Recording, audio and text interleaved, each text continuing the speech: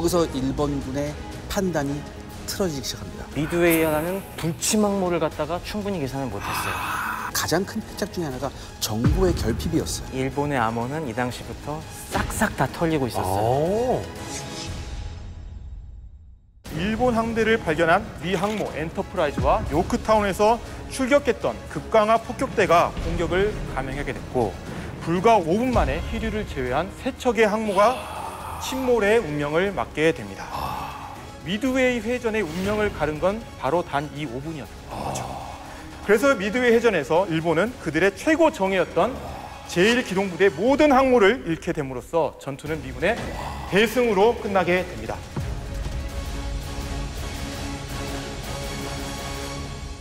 항공모함 한번 재미있게 비교해 드릴게요. 지금 여기 앞에 항공모함 보이시죠? 여기 이제 엔터프라이즈 항모 아카키입니다. 이 아카키. 일본식 항모는 영국에서 항공모함 기술을 그대로 들여왔기 때문에 어떤 특징이 있느냐? 경납고가 폐쇄식이에요. 그렇다면 왜 폐쇄식을 일본군이 했냐? 항공모함이 거친 바다를 많이 나가려잖아요. 그럼 이제 기상이나 풍랑이나 이런 게 되게 많이 있어요. 막 심지어 바닷물이 안에 들어올 경우도 있고 이런 데 대단히 유리해요. 그렇기 때문에 이건 유리한데 단점이 있습니다. 뭐요? 만약에 내부에서 폭발이 일어나거나 유전기가 일어났을 때 이게 바깥으로 빼내기가 힘들어요.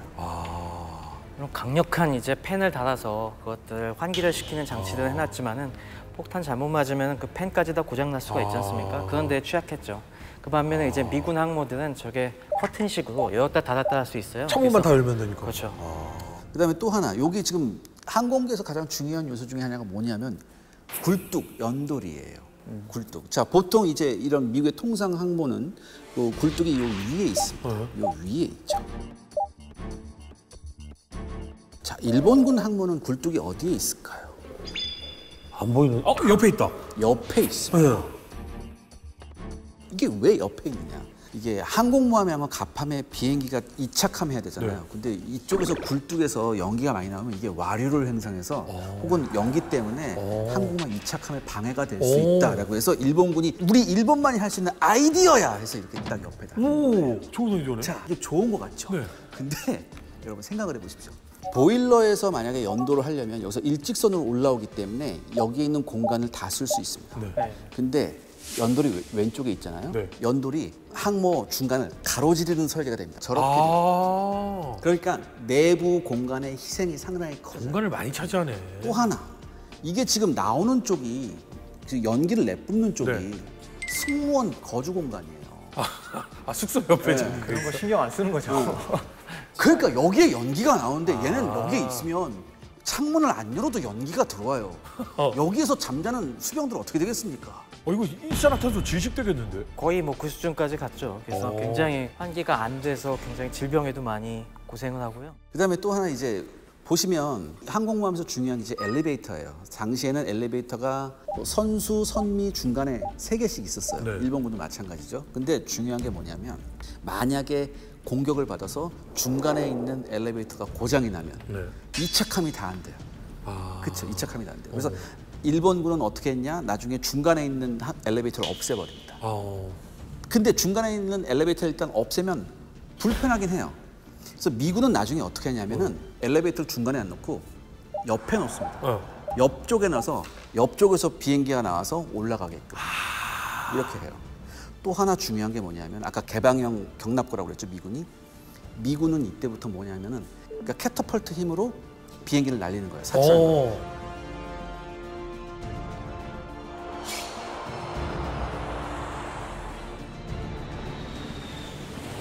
그러니까 상부 갑판이 아니라 하부 갑판, 하부 갑판에서 캐터펄트를 이용해서 항공기를 사출할 수 있었어요, 미국. 그래서 상부 갑판에서 항공기를 운용하기 힘들 땐 미국 항공모함은 하부 갑판에서 급한 대로 몇 대 항공기를 날릴 수 있었어요. 이런 기술적 차이가 있었습니다. 그렇기 때문에 전체적으로 항공기의 어떤 기능적 측면, 설계 측면을 봤을 땐 분명히 일본보다는 미국이 앞섰다는 건 사실입니다. 일본도 사실 이런 문제들에 대해서 인식은 하고 있었지만은 이 미드웨이에 참전한 주력 항공모함들은 아까 이 아카기나 카가나 이런 것들은 원래 항공모함으로 만들어진 게 아니었거든요.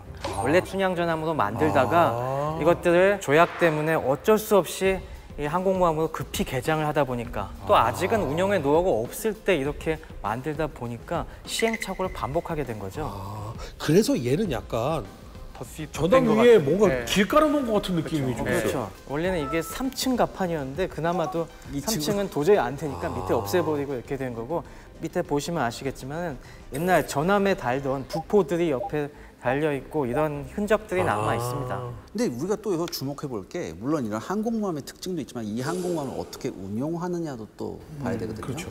처음에 미국은 항공모함은 개별적으로 운용했어요. 한 척씩. 근데 일본군이 진주만에서 하는 걸 봤잖아요.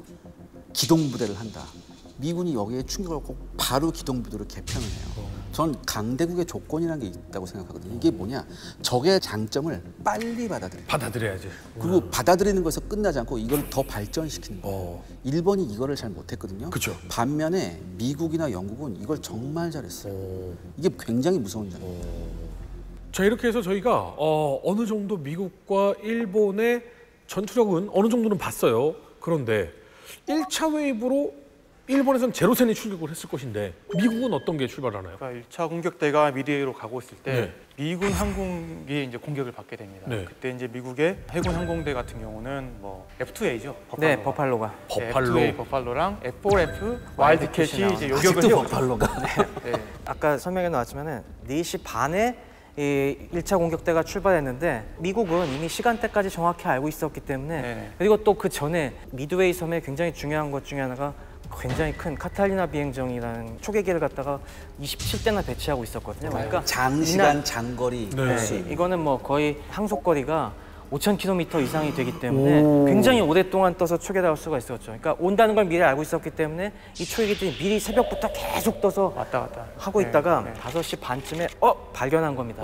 6시에 들이 닥치기 전에 출격을 버팔로 한 출동! 겁니다. 와일드캣 출동! 뭐 네, 빨리 기지 비워하면서 폭격하기 전에 빨리 다 출격해라고 해서 6시에 떠서 그다음에 오는 1차 공격대를 맞아 싸운 거죠. 한 27대의 공격을 받는데 물론 여기서 비중은 버팔로가 더 높습니다. 근데 이제 버팔로는 영식, 제로식보다 훨씬 더 성능이 떨어지고 와일드캣 같은 경우도 뭐 선회 능력이나 속도나 뭐 이런 상승 능력에서는 떨어지지만 방호력은 더 좋은 전투기였다. 근데 일본 항공기가 오히려 미국 항공기에 압도했다. 그리고 이제 폭격기가 미드웨이를 공격을 했는데 미드웨이가 이미 이제 올 거를 알고 있었기 때문에 해서는 충분히 이제 방어 준비가 잘 되어 있었고 비행장도 텅 비어 있었던 상황이고 오히려 이제 일본의 항공대가 더 많은 피해를 입어서 20% 정도가 여기서 손실을 입게 되는 그런 결과를 여기서 맞게 되는 겁니다. 일단 저희가 1차에서 많은 미군 이 뇌격기들이 떨어졌잖아요. 근데 그거의 중심은 버팔로하고 와일드캣이 있었다고 했는데 그러면 계속해서 버팔로와 와일드캣이 날아오는 겁니까? 그건 아니고요. 버팔로와 와일드캣은 처음에 미드웨이 폭격을 나갔을 때 그걸 맞아 요격을 나온 게 버팔로와 일부 와일드캣이었고 그 다음은 이 항모 주변에서 일어난 전투였는데 거기는 버팔로가 없었어요. 항모에는 당시 니미츠가 최신의 전투기와 폭격기들을 다 집중적으로 배치했죠. 그래서 전량 와일드캣 그리고 전량 돈틀리스 그리고 전량 디베스테이터 이렇게 편제를 맞춰갖고 그 전투기 폭격기들을 상대한 겁니다. 어떤 비행기들인지 어떻게 좀 개조가 되는지 이런 것도 알 수 있나요? 돈틀리스 급강하 폭격기 같은 경우에는 가장 큰 특징이 뭐냐면 이제 원래 급강하 폭격기가 이제 이렇게 하면 다이브 브레이크라고 해야 되잖아요.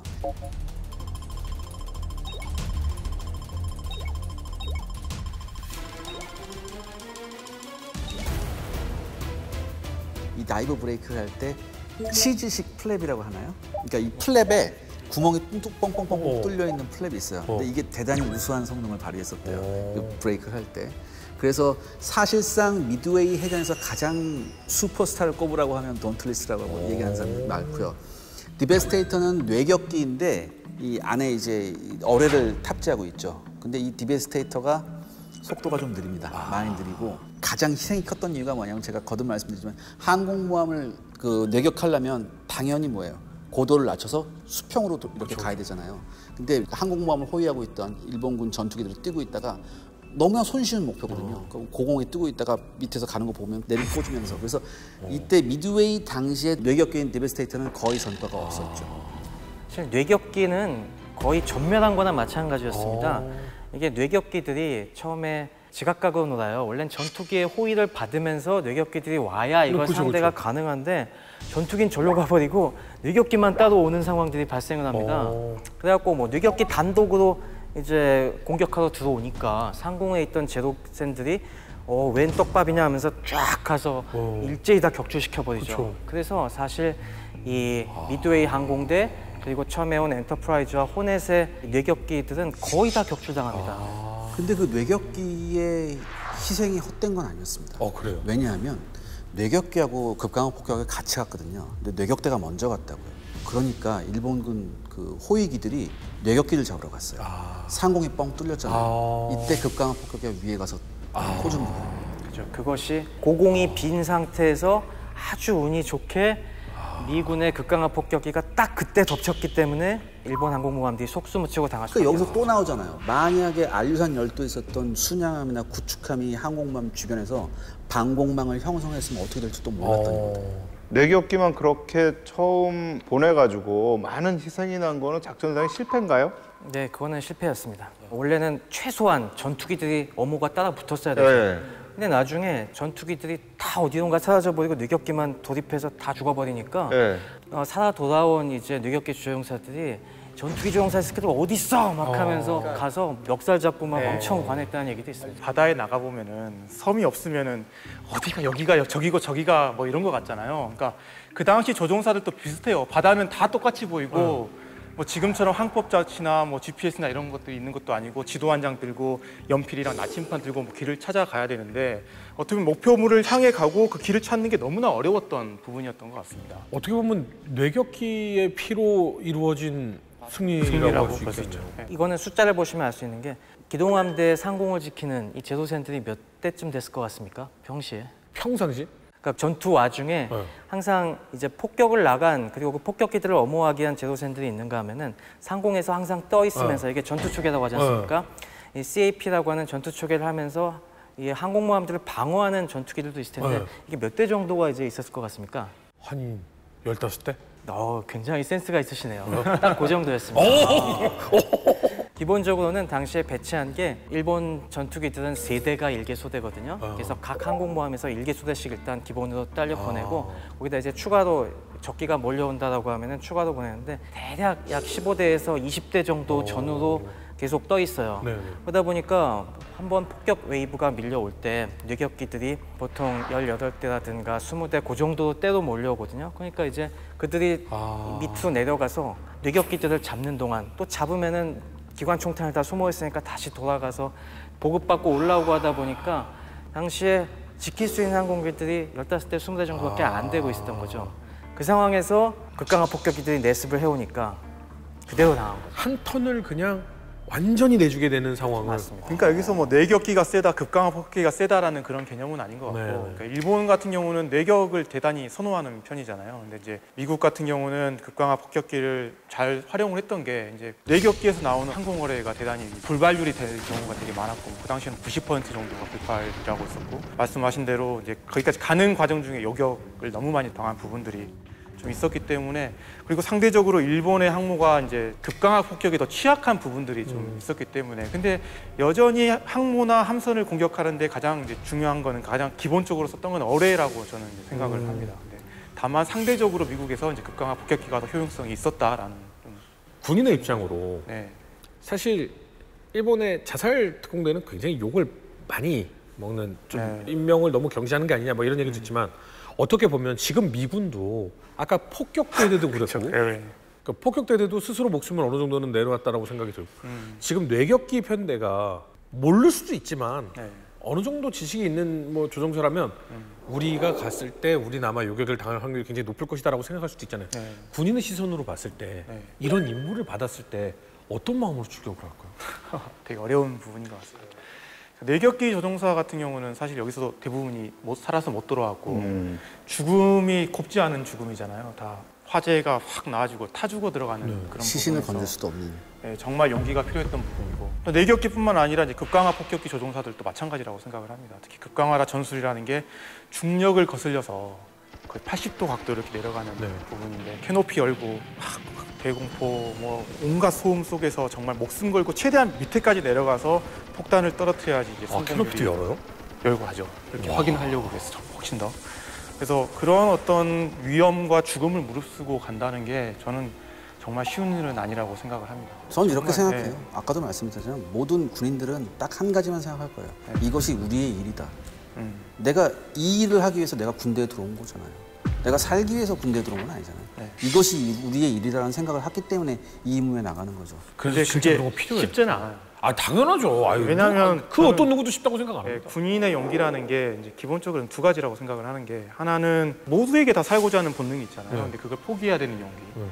동시에 분노를 통제하고 이성을 되찾는 용기가 좀 필요하다고 생각을 합니다. 그러니까 저희 군인들이 훈련 엄청 많이 받잖아요. 근데 훈련, 정신적인, 육체적인 훈련을 다 받는데 그런 훈련을 받아도 실제 싸우는 건 또 다른 차원의 용기가 필요하다고 생각을 합니다. 저도 뭐 실제로 싸워보지 않아서 모르겠지만 아마 그 사랑하는 사람을 지키기 위한 그 목숨을 버릴 수 있는 그런 용기이지 않을까라는 생각을 하고요.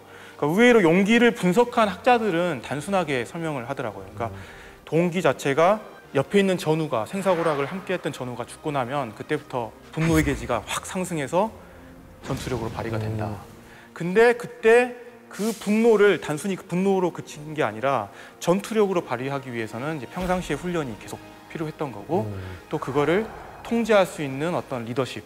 저는 이제 급강화 폭격기 조종사들을 높이 평가하는 부분이 그나마 이제 급강화 폭격을 조종하는 조종사들은 훈련이 좀 어느 정도 되어 있는 상태였습니다. 상대적으로 내격기 조종사에 비해서. 전술 자체가 대단히 어려운 전술이잖아요. 근데 거기에 더해서 어떻게든 잡아보겠다라는 그런 투지가 있었기 때문에 성공을 하지 않았나라는 좀 그런 평가를 하고 싶습니다.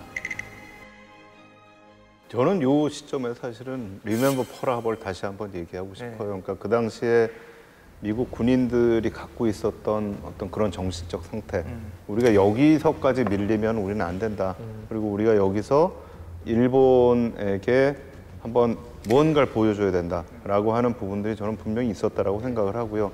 또 하나 이제 레슨이라는 것이 결국은 이 펄 하버 이후에 미국의 조종사들에 대한 훈련 이런 부분들도 저는 굉장히 중요하게 작동했던 게 아닌가라고 생각을 해요. 이분들이 어떤 일본에 대해 생각하고 있었던 생각과 훈련의 결과라는 것이 결국 이런 결과를 가져왔던 게 아닌가. 저는 또 하나 여기서 강조하고 싶은 게 비행기 공격대가 나가서 항공모함에 돌아오는 거 있잖아요. 귀환 착함 성공률이라고 하더라고요. 귀환 착함 성공률이 일본군의 87%였습니다.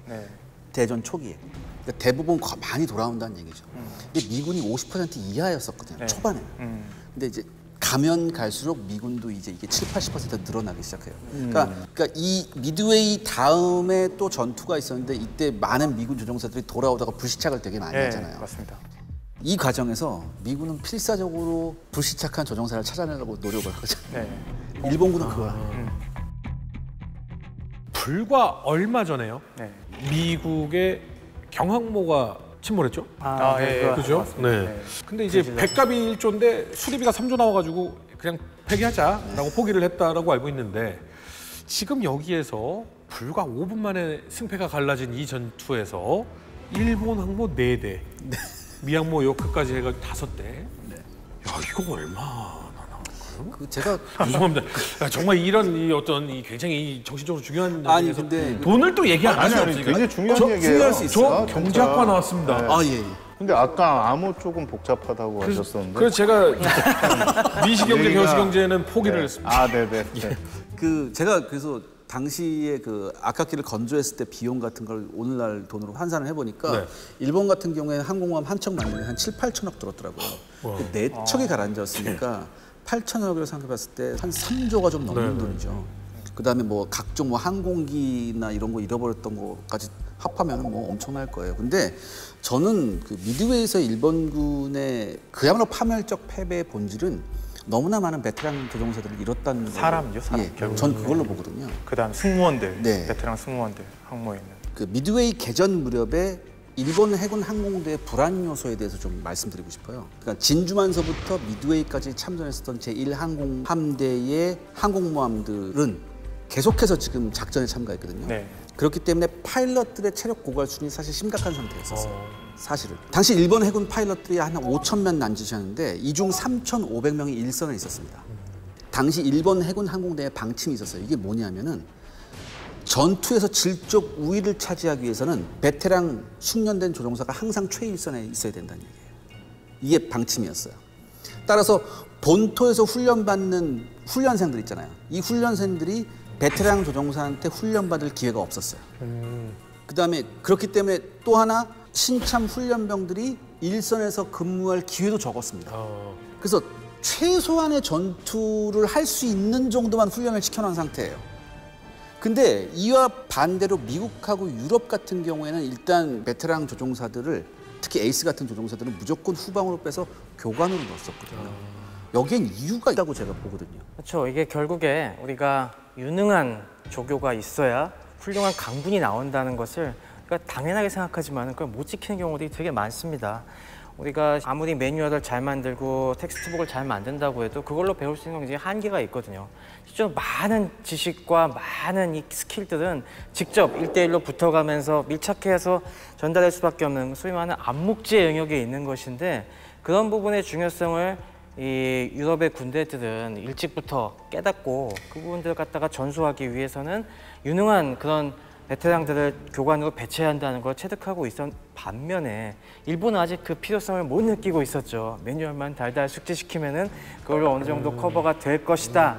그런 생각들이 강했기 때문에 그런 일들을 반복할 수밖에 없었던 것이죠, 당시에. 그러니까 미 육군 항공대하고 해군 항공대의 경우를 보면 베테랑 조종사들을 빼서 이제 훈련 교관을 시키잖아요. 가장 먼저 했던 일이 뭐냐면 적군의 역할을 해서 붙어보는 거예요. 내가 적군하고 싸워봤잖아요. 적군은 이런 전술을 쓴다. 내가 적군에서 지금부터 너희들하고 붙는다. 번번이 당해요. 그럼 여기서 어떻게 할 거니? 거의 훈련이 실전이 돼버리는 거죠. 그러니까 이렇게 훈련받은 인력들이 실전에 나가서 훨씬 더 적응을 잘했다고 하더라고요. 이런 것도 있지 않았을까요? 그러니까 지금 같지 않게 그 당시에 비행기의 설비나 이런 수준 자체가 그렇게 높지 않은 상태잖아요. 어떻게 보면 탱크보다 쌌을 수도 있으니까. 네, 그러니까 조종사들의 능력이 그만큼 더 필요한 시대였다. 더 필요하죠. 네. 더 필요하다. 그러니까 지금처럼 정말 기술이 높으면 그냥 레이더하고 뭐 이렇게 해가지고 좋은 거 무기 쏘고 하면 이길 수 있는 건데 그때는 이렇게 눈으로 보다가 오면은 피하기도 해야 되고 뭐 이런 기술들이 굉장히 많이 요하기 보통 때문에 일본 애들은 좌33, 우삼삼 쏘더라. 그러니까 왼쪽 세 발 쐈으니까 이번에는 오른쪽 쏠 거야. 뭐 이런. 근데 뭐 오히려 그런 개개인의 역량을 중요하게 생각하는 쪽이 어떻게 보면 일본의 상황인 것 같기도 하고요. 대공의 사무라이라는 얘기도 있듯이 어떻게 보면 한 명 한 명의 조종사가 사무라이가 돼서 이렇게 1대1 대전을 수행할 수 있게 키우는 쪽이 철학이었다면은 저는 약간 좀 다른 쪽으로 생각하는 게 팀플레이의 중요성을 알았기 때문에 오히려 미국이 그랬다는 주장도 있거든요. 네. 일본의 이런 우수한 주종사들의 기량을 대적하기 위해서 미국은 팀플레이를 갖다가 발전을 시킵니다. 혼자서 싸우면 그럴 필요가 없어요. 혼자 열심히 수련하면 되니까. 하지만 서로가 이제 팀을 구성을 해서 팀 단위로 잘 움직이기 위해서는 이런 경험이 있는 리더의 역할이 필요하거든요. 그런 면에서 어떻게 보면 팀플레이의 중요성을 전수하기 위한 시스템으로서 그런 로테이션이 필요하다는 걸 먼저 깨달았기 때문에 이게 가능했던 거죠. 정말 중요한 얘기 같아요. 왜냐하면 전쟁이라는 건 지금 1대1 대결이 아니고 수백 명, 수천 명, 때로는 수만 명이 같이 붙는 거잖아요. 이때는 뭐 누구 하나 람보 같은 사람이 나와서 무쌍 찍는 게 아니잖아요. 1000명, 10,000명 혹은 몇만 명이 진짜 하나같이 움직여야 되는데 이때 가장 중요한 게 말씀하신 팀플레이 같거든요. 근데 일본이 오히려 팀플레이를 잘하지 않았나요? 그러니까 개개인의 경험도 되게 중요하게 생각을 했고 네네. 그래서 비행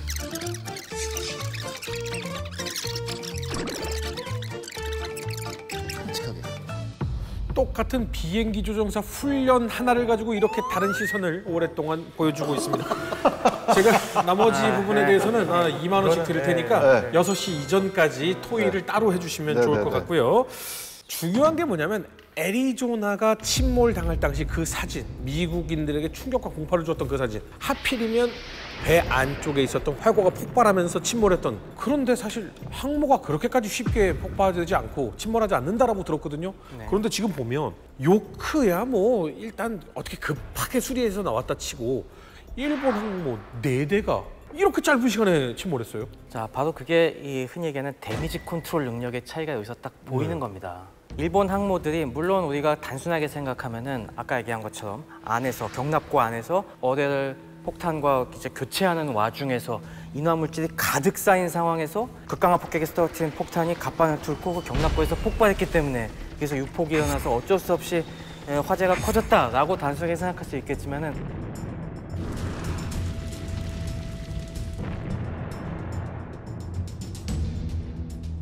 왜 그 지경까지 가게 되었나도 한번 생각해 볼 필요가 있다는 거죠. 그렇죠.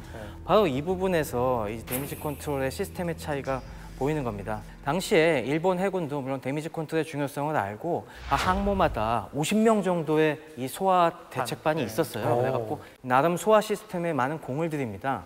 자, 여러분 그 ABC 소화기 이런 얘기 막 들어보셨죠? 네. 화재도 다 똑같은 화재가 아니거든요. 일반 나무가 탈 때랑 그렇죠. 그리고 이제 유류 화재일 때랑 뭐 다른 전기 화재, 전기 화재. 맞아, 전기 화재일 때랑 각각에 대해서 특성이 좀 다르고 그때 써야 할 소화기가 사실 다릅니다. 네.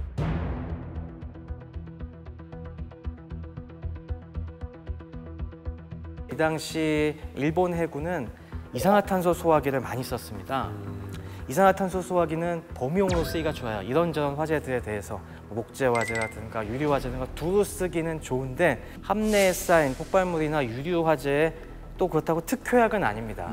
미국 해군은 이거에서 포말 소화기를 그래서 배치를 해요. 포말식 소화기. 그러니까 지금 그 이산화탄소 소화기는 우리가 흔히 지금 빨간 통에 들어있는 발사를 했을 때 하얀 그 기체가 발사되는 맞습니다. 소화기가 이산화탄소 소화기고 포말 소화기는 쐈을 때 막 그 허연 뭔가 촤촤촤 막 바닥에 붙으면 막 퍼지면서 비누거품처럼 막 흩어지는 그게 포말식 소화기. 맞습니다. 네네. 그래서 일본도 이 사실을 알고 우리도 포말 소화기를 달아야지라고 했는데 이걸 갖다가 그 당시 최신의 항공모함이 쇼가쿠 쯔이가쿠에는 이걸 탑재를 했는데 아카기나 카가에는 이걸 탑재하기 전에 이 해전이 벌어진 겁니다. 그러다 보니까 이게 아무래도 이런 능력이 떨어졌고요.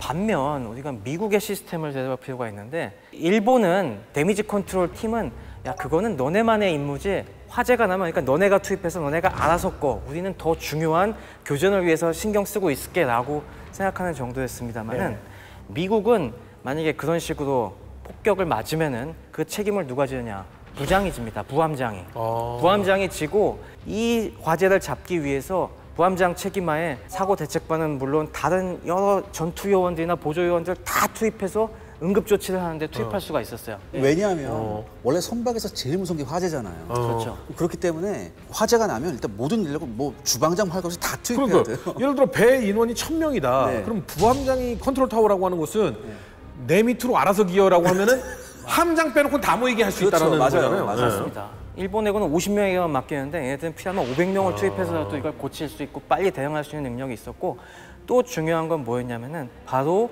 레이더의 존재였습니다. 미군은 이 당시에 레이더 초기형들을 항모에 우선적으로 배치하고 있었어요. 이게 CXAM 레이더였는데 이 항모의 탐지거리가 약 80km 정도 됩니다. 그래서 80km 밖에서 일본군이 들이닥친다 이걸 갖다가 빨리 파악을 하고서 그때부터 응급조치를 빨리 시작합니다. 야 빨리 이제 각종 연료 보급하던 거 다 잠궈, 빨리 다 잠그고 빨리 이제 소화기 다 대기시켜놓고 폭탄 빨리 다 치워버려. 그리고 대기하고 있던 항공기들은 연료 반밖에 안 차는데 무슨 소리야 빨리 내보내라고 하면서 80km 정도면 오는데 한 15분, 20분 정도 요구가 있지 않습니까? 그 사이에 이미 그런 대비를 철저하게 합니다. 그러다 보니까 폭탄이 와서 떨어졌어도 그만큼 유폭될 내용물들이 별로 없었죠. 그래서 15분의 대기 시간, 준비 시간. 15분, 20분의 그 결정적인 크리티컬 타임에 충분한 대비를 할 수가 황금 있어요. 시간이죠. 일본은 눈으로 보고 온다. 그럼 그때 출발. 그렇죠. 그때서야 이제 하는데 얘네들은 이미 레이더로 이걸 딱 파악하고 그걸 대응을 한 시간을 벌었었죠. 그러니까 마지막에 살아남은 히류가 요크타운을 공격을 하잖아요. 항공대가. 그래서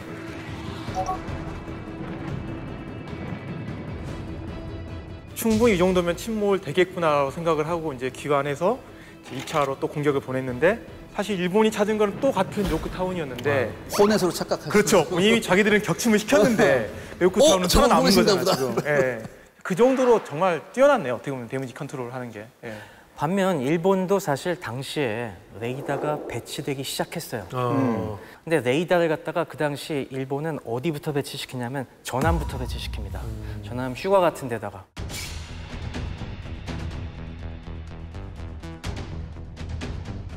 레이더도 공격 무기로 써야 된다. 당시 레이더의 쓸모가 여러 가지가 있었는데 일본이 주목한 거는 찾아내야 된다는 레이더가 멀리 탐지를 못하니까 당시에 기껏해야 100km 정도 이내이기 때문에 야 이건 뭐 100km 정도 하는 거 갖고 어디다 쓰겠냐? 라고 하다가 그러면은 포탄이 제대로 떨어지는지 그거 탐지하는 수 있겠구나. 그러니까 거포를 탑재한 이 전함에 먼저 탑재를 시키지 않은 쪽을 공세적으로 생각한 겁니다. 근데 당시 미국과 일본의 레이더는 특히 디스플레이에서 차이가 엄청나게 나지 않았을까요? 디스플레이 능력은 뭐 물론 차이가 있었긴 하지만은 그 당시 어차피 뭐 뚜뚜하는 이런 오실로스코프에서 겨우 보는 거는 일본은 오실로스코프도 아니던데 보니까. 그죠. 굉장히 이게 원시적이긴 했는데 자기의 가진 테크놀로지를 갖다가 어디에 쓸 것인가 이거의 사상이 또 이런 데미지 컨트롤의 차이에 그러니까 이게 전체적으로 일본군의 퍼져있는 공세지향적 거기에 당연히 공약을 받는 거죠. 사상. 이것 때문에 그러니까 방어라는 건 개념이 없는 거예요. 중요하지 않은 거죠. 태평양 전쟁 제일 처음에 들었던 이야기가 생각이 나네요. 레이더를 제일 먼저 개발한 건 일본이었다. 글쎄요. 그런데 아직까지도 이걸 이용도 못하고 있는 일본이었는데 일본 해군은 여기에서 거의 다 박살났다라고 할 정도로 큰 피해를 입었다는 것도 오늘 방송을 통해서 아신 분들도 분명히 있을 텐데 결론 한번 내보도록 하겠습니다. 미드웨이의 전쟁에 대해서. 저는 근본적인 실패가 이제 일본 해군이 가지고 있었던 결전 사상이라고 생각을 합니다. 그러니까 1905년에 러일 전쟁에서의 스시마 해전에서의 결전을 지금까지도 계속 가져서 결전을 찾아서 결국에는 태평양 한가운데 있는 미드웨이까지 갔는데 정말 이 넓은 태평양에서 그것도 그 끊임없이 그 생산이 나오는 그런 어떤 미국과의 싸움에서 단 한 번의 전투로 이 전쟁을 끝낼 수 있을 거라는 그 희망 아니면 그 예상 자체가 어떻게 보면 이제 잘못된 판단이었지 않나라는 생각을 좀 해봅니다. 저는 이 미드웨이 해전이 이 정보의 중요성이 딱 드러난 계기였다는 거에 주목했으면 좋겠습니다. 진정한 소프트 파워의 차이가 거기서 난 거거든요. 아까 그 암호의 독과 통신 첩보에 얼마나 많은 연합군이 투입했는지 아십니까? 무려 6만 명이 그 지역, 그 일에 종사했습니다. 거의 2개 군단급에 해당하는 인력들이 적의 통신을 캐치하고 암호를 해독하고 그걸 분석하는 데 동원이 됐기 때문에 그 추측국의 여러 가지 비밀들을 캐내서 유리한 상황에 놓일 수가 있었던 것이죠. 6만 명이 그 힘이, 그 진정한 힘이 드러난 바로 사건이 미드웨이였고 그 힘으로 결국에 1945년까지 승리를 끌고 갈 수 있었다는 점 꼭 기억해 주시기 바랍니다. 이제까지 일본 해군, 뭐 육군도 마찬가지지만 태평양 전쟁에 터지고 나서 승승장구했잖아요. 단 한 번의 패배도 없이. 승리를 이번에도 믿어 의심치 않았을 거란 말이죠. 그런데 딱 붙어보고 아주 야무지게 깨졌습니다. 야무지게 깨지고 나서 일본의 느낌은 딱 하나였을 거예요. 뜨셨다. 이런 거 있잖아요. 한 번 이렇게 맞아보니 아프더라. 근데 이 다음에도 아플까? 이 다음에도 맞으면 어떡하지? 이런 불안한 느낌이 점점 더 현실화돼 가는 거죠. 그러니까 그 지점인데 이제 이 미드웨이 해전이 미국 입장에서는 첫 번째 승리고 일본 입장에서는 첫 번째 패배잖아요. 근데 이제 저는 그 상황에서 더 중요한 거는 그러니까 일본의 전쟁 계획을 놓고 보니까 1단계를 대성공한 다음에는 2단계에서는 주변 방어선을 이제 강화를 하고 미국이 오는 족족 막아야 되는데 태평양 전체를 막을 수는 없잖아요. 그러니까 선방어를 못 하는데 그러면 함대를 움직여서 기동방어를 해야 되는데 이때 이제 일본이 최정예였던 이 기동함대를 잃어버렸기 때문에 앞으로 이제 어떻게 전략으로 미국을 막을 것인가라는 부분에서 일본에는 상당한 이제 우울함과 함께 어떻게 보면 암울한 측면이 앞드셔라보다는 오는 거죠. 난 이제 어떻게? 그렇죠. 어떻게 난 이제 어떻게 어떻게. 시간이 걸릴 거 아니에요. 다시 재건하는데. 저는 약간 오늘 이 내용들을 쭉 배우면서 섬뜩했던 게 뭐냐면 정말 대비를 잘하고 준비를 잘해서 미드웨이 점령하면서 진주만을 공격해서 먹어버렸으면 태평양 전쟁 이거 어떻게 해? 막 이런 섬뜩함을 사실은 좀 느꼈거든요. 역사에는 if가 없습니다. 다만 그때 그 시절 어떤 잘못을 했고 어떤 잘한 점이 있느냐를 보고 우리가 지금 선택하는 방향, 현명한 방향을 찾아야 되지 않나라는 생각이 들었습니다.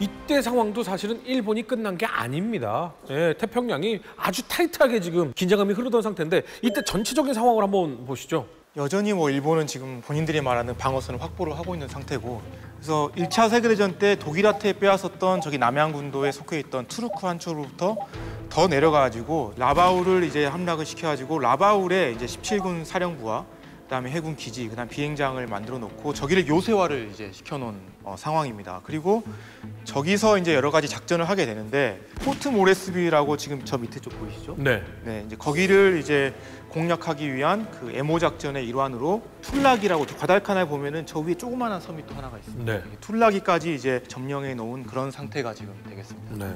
그 사실은 일본이 선제적 공격, 이 라인을 공격 라인을 많이 앞으로 미는 데에는 실패를 했지만 태평양 기준으로 세로로 쫙 잘라놓는 거는 어느 정도 지금 성공한 상태라고 보여지는데요. 이게 미국을 막는 데 있어서 굉장히 중요한 방어 라인이죠. 저는 되게 중요하고요. 사실 이전부터 이 지역이 굉장히 중요했던 게 예전에 배로 다닐 때 네. 유럽 쪽에서 이 아프리카를 돌아서 올 때는 사실 싱가포르이 굉장히 중요하지만 남미 쪽으로 해서 올 때는 태평양의 섬들이 되게 중요해요. 거기를 네. 한번 거치지 않으면 사실 이 긴 항로로 올 수가 없거든요. 네. 그러니까 이 섬들이 대부분 미국과 독일과 영국의 막 각축장이 돼요. 또 사모아 같은 경우에는 세 나라가 막 서로 몇 군데를 나눠서 막 점령하기도 하고. 근데 이랬다가 이제 독일이 빠졌죠. 네. 그리고 미국과 영국이 남은 상황인데 요 부분들이 만약에 일본에 넘어간다 그러면 이제는 호주가 위협을 받게 되는 거예요. 네. 근데 호주가 위협을 받은 문제가 미국이 지금 태평양 전쟁을 하는 데 있어서 아무리 미국이 주도를 한다고 하더라도 연합국의 측면에서 호주의 힘이라는 게 굉장히 중요하거든요. 네. 그리고 호주는 또 동남아시아와 붙어 있어요. 그러니까 어떻게든 호주를 방어를 해야만 미국이 태평양에서의 전쟁과 더불어서 호주와 함께 동남아시아 전쟁을 수행할 수 있는데 여기를 지금 이제 일본이 와가지고 하겠다. 점점 지금 내려오고 있거든요.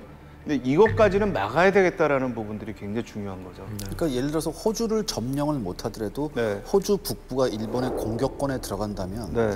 미국 입장에서는 이게 어떻게 뭐 보급 물자를 거기다 놓을 수도 없고 그다음에 거기서 출격을 할 수도 없는 상황이에요. 호주가 핵심 기지이자 후방 기지이기 때문에 그렇죠. 정말 중요한 곳이죠. 네, 네. 그런데 미드웨이 해전을 기점으로 해서 일본 해군 정신을 좀 다르게 바꾸죠? 그럼요. 미드웨이 해전은 일본 해군에게 엄청난 충격을 갖다 줍니다. 지금까지의 생각이 확 뒤바뀌는 계기가 되는데 가장 큰 지점이 이제 항공모함에 대한 신뢰가 사라졌다는 거예요. 항공모함이라는 게 이렇게 한 방에 5분 만에 세척이 침몰할 수도 있구나. 굉장히 불안한 무기구나라는 생각에 딱 미치게 됩니다. 그래서 기존에는 항공모함을 이용해서 굉장히 거침없이 먼 곳까지 전력을 투사하는 데 집중했다면은 이제는 침몰하지 않는 항공모함이 필요하구나. 바로 섬이 중요하구나 하는 이제 생각을 바꾸게 됩니다. 그래서 이때부터는 불침항모, 이 섬 항공기지를 갖다가 확보하는데 혈안이 되기 시작한 거죠. 지금까지는 뭐 다들 보셨겠지만은 섬이라는 거에 대한 중요성이 단순히 앞에 전초기지 거점을 갖다가 건설하는 거에 치우쳐 있었다면은 이제는 새로운 시대의 항공전을 수행하기 위한 불침항로서의 의미가 부각이 되기 시작합니다. 그러면 어차피 미드웨이는 이렇기 때문에 해군과 육군들이 일단 그 방어 라인을 구축해야 된다. 불침 항모를 우리가 만들어내야 된다라는 의견은 같잖아요. 그러면 할 수 있는 방법은 호주 쪽으로 이렇게 라인을 계속 연장하는 방법인 거죠? 그러니까 어쩔 수 없이 이제 과달카나를 노리는 이유가 바로 거기 핵심이 있는 거죠. 그러니까 1942년 6월, 이 42년 6월은 정말 어떤 태평양 전쟁에서도 그렇고 유럽 전선에서도 그것도 승패의 전환점이라고 볼 수 있는데 호주에서 약 2,000km 떨어진 이제 과달카날에 일본군이 비행장을 건설하기 시작합니다. 그래서 그전에는 아무도 없었던 거예요? 네, 그전에는 크게 관심이 두지 않았다가 과달카날이 뉴기니아 지역에서 불과 900km밖에 안 떨어져 있거든요. 그래서 이곳을 점령하면 뉴기니아 공격의 전초기지로 이용할 수 있다. 아주 최적의 장소다. 그래서 만약에 뉴기니아가 완전히 일본 수중에 떨어지면 호주가 직접적인 일본의 공격의 영향권에 놓일 수 있다. 그러기 위해서는 과달카날이 반드시 필요하다. 그리고 약간 이렇게 세로로 방어 라인이 이 동남아시아에서부터 호주로 쭉 이어져 온다면 과달카나는 약간 미국 쪽 태평양 쪽으로 이렇게 휘어져 나가서 방어선을 구축하게 되거든요. 그렇죠. 튀어나왔죠. 네. 네. 그러니까 이것도 전략적인 분명히 위치상으로 유리한 점이 있겠죠? 그러면 이제 아까 저 지도를 갖다가 보시면 이렇게 명확하게 드러나는데 저기 표시해놓은 원이 반경 500km 표시한 건데요. 이 당시 여러 항공기들의 항속거리를 보면은 대략 1,500km에서 2,000km 정도거든요. 그러니까 다시 얘기하면은 작전 가능한 거리가 반경 한 500에서 700km 정도가 이제 한계입니다.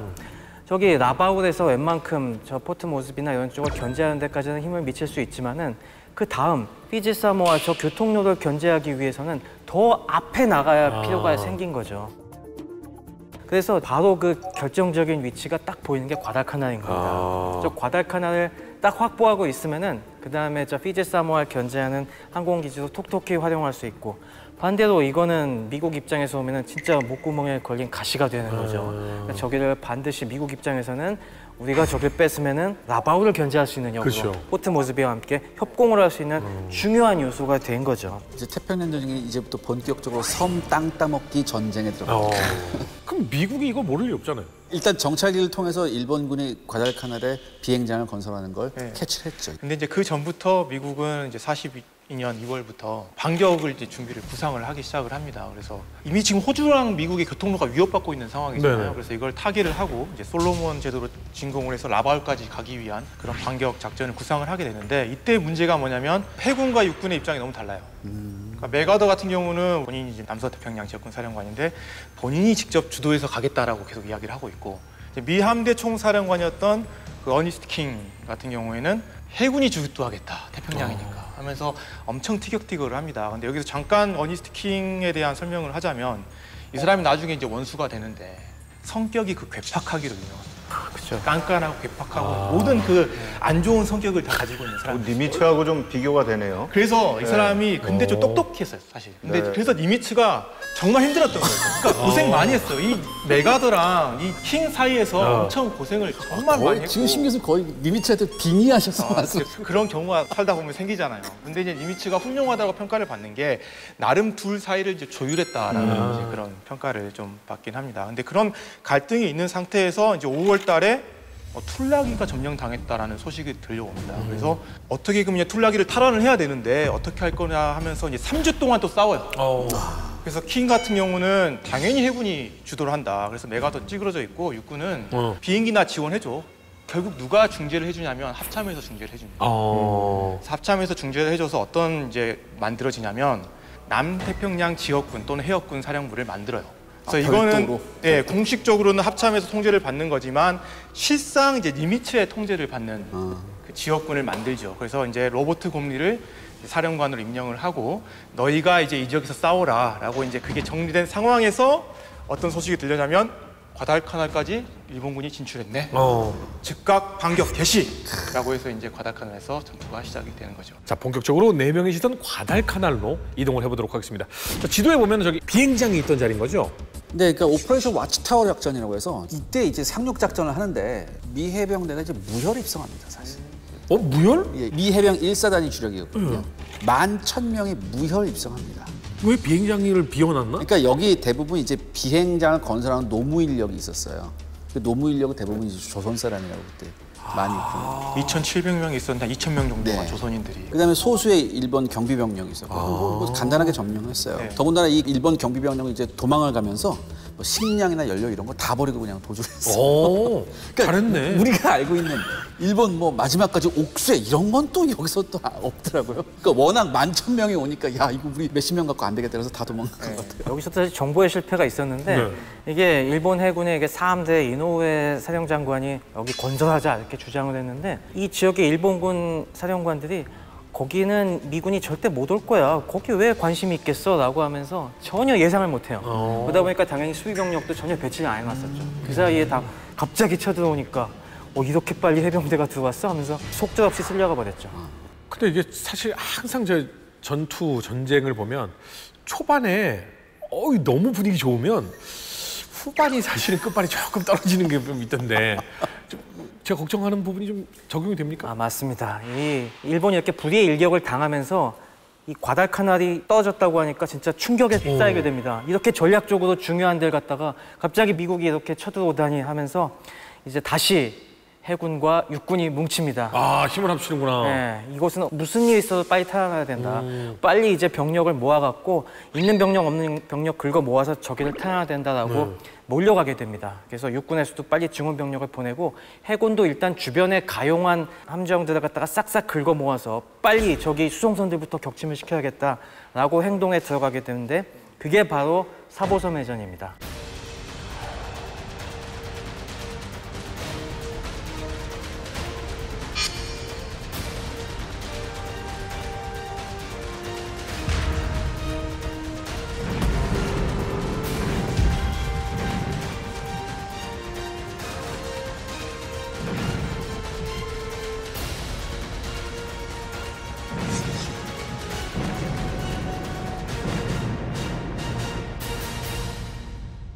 당시에 이 지역에는 당연히 미드웨이 해전의 참패 이후에 항공모함 투입할 여력은 없었고 라바울 근처에 있던 중순양함들을 중심으로 한 이런 함대들이 있었는데 일단 이거라도 급하게 보내자라고 해서 저 지역의 제8함대 미카와 구니치 중장이 일단 중순양함 한 5척이랑 다른 경순양함 구축함들 긁어 모아서 가자라고 했습니다. 근데 당연히 이게 급조한 부대다 보니까 여러 가지 난관들이 있었어요. 제일 문제가 이게 함대가 쭉 가다 보면은 이제 대열을 맞춰서 항진하는 것도 문제이고 방향 바꾸는 것도 문제이고 합동작전 다 하나 문제지 않습니까? 그런데 여러 함대에서 긁어모은 쪽이다 보니까 그런 복잡한 작전을 수행할 수가 없었어요. 그래서 이때 일본에 따른 경우와 달리 이제 미카와 구니치 중장은 심플하게 가자 우리. 심플하게 우리가 잘하는 거에 집중해서 가자. 일단 초카이 기함이 딱 앞장을 설 테니까 나머지 함들은 그냥 일렬로 쫓아와라. 아, 기차놀이. 그리고 미드웨이에서 우리가 미군의 공군이 얼마나 무서운지를 깨달았다. 그러니 우리 밤에 우리가 잘하는 야습을 하자. 그러니까 우리 밤에 싹 일렬로 접근을 해서 과달카날과 이 툴라기 사이에 이 해역을 갖다가 앞에 관문 역할을 하는 것이 사보선입니다. 이 사보선 남쪽으로 슥 미끄러져 들어가서 재빨리 이 밤에 이 주변에 있는 수송선들, 적함들 보이는 대로 우리의 자랑 바로 탄소어뢰로 쫙 갈겨버리고 빨리 사보섬을 싹 돌아서 아침에 미 해군의 항공기들이 쫓아오기 전까지 도망가 버리자. 산소어뢰가 뭐예요? 여기서 일본의 결전병기 93식 어뢰가 등장합니다.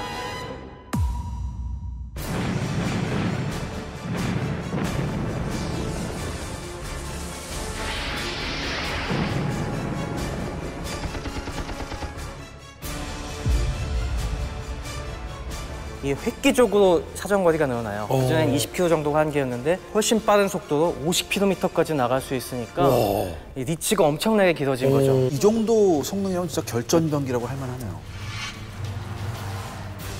영국에 보냈던 기술진들이 놀라운 첩보를 얘기해 줍니다. 첩보를 알리는데 사실은 이 첩보가 잘못된 첩보였어요. 지상전이랑 공중전이랑 해전이 때로는 동시에 일어나고 또 때로는 별도로 계속 이렇게 일어나고 있는데 중요한 거는 이 모든 게 함께 영향을 준다는 거죠. 그러니까 대단히 입체적인 네, 그래서 합동작전이 정말 중요했던 전투이기도 하고요.